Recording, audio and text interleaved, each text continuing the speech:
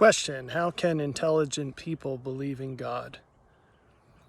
I've spent a lot of my life in schools, K through 12, college, as a student or a teacher.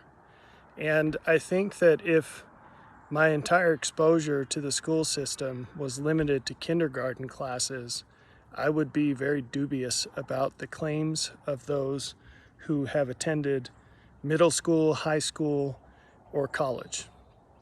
But because I have been through these sequential experiences of being in K through 12, of getting a bachelor's degree, of getting a master's degree, and of getting a PhD, and then being on the other side of that and teaching college students, whether they be bachelor students, masters, or PhD candidates, I have a very different lens on this. And so if I were speaking with someone whose entire experience was limited to kindergarten, I think that they would think that I was crazy. And I would struggle to convey to them the value or difference in those sequential layers that they have never experienced and or even been around people who have. So to me, this is a lot like religion. Just because most or even all of the people that you've ever met who are religious, just because they clearly have not thought very much about what they believe, and they haven't discovered clear holes in what they believe, clear limits, just because they're not aware of things that have great value that you have discovered, that doesn't mean that there are not people who don't have those holes in what they believe, or who have discovered the things that you value, and who have discovered far more than what you have.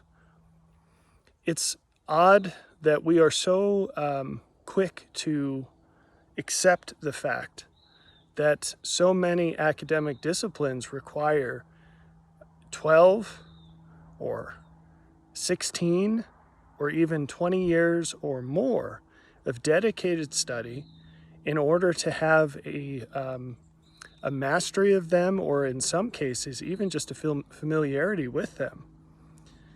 And yet we're completely unwilling to accept the premise that maybe religion requires at least that much effort to have any exposure to it, any real exposure. Now, what makes this incredibly foolish is that religion purports to contain all of those other topics. If God created all things, then He also knows everything we know about anything.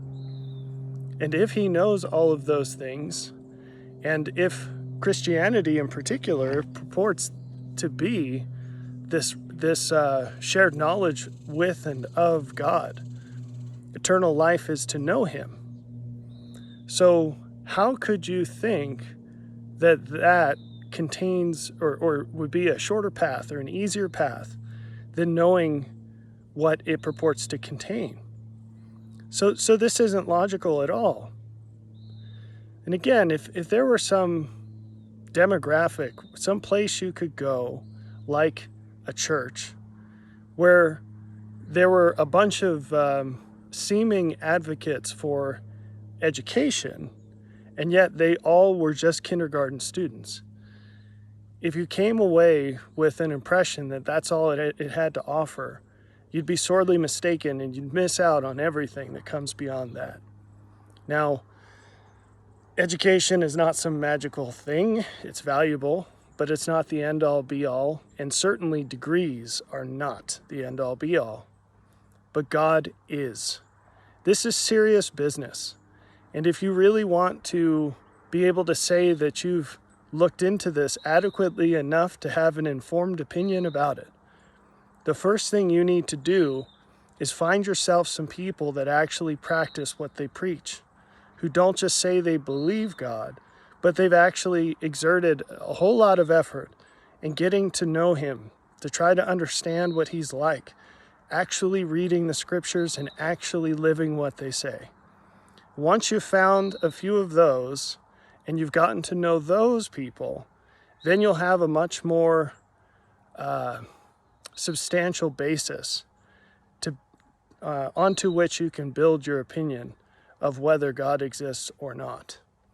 Now, the funny thing about all this is that if you do that, it won't be an opinion at all, because you'll know. You'll know that he exists.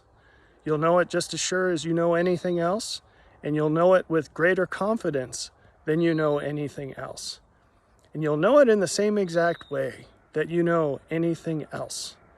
It's a stepwise, progressive process of learning and doing and seeing for yourself.